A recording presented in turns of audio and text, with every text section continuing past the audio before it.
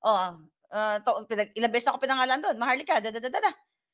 Oh, bakit hindi niyo sinabi diyo na iwa-warrant of arrest ako katulad kay Pastor Quiboloy, 'di ba? Si Pastor Quiboloy, ni-warrant of arrest ninyo kasi hindi pumunta sa Senate. Oh, bakit willing naman ako sa Zoom meeting, si Ochoa wala rin do'n. Willing ako sa Zoom meeting, bakit nanonood naman kayo lahat mga alpotero't alpotera kayo.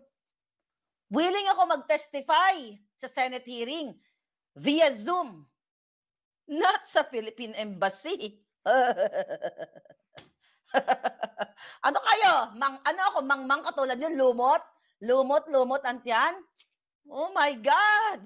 Don't underestimate my capacity to think and my palangga. I'm telling you, hindi kayo obra. Kayo mga senador, pupulutin kayo sa kangkungan. Puro lang kayo pera ng bayan. Lamon-lamon na kayo ng pera ng bayan. Wala kayong mga bayag para ipagtanggol ang flag ng Pilipinas kasi kayo ay taksil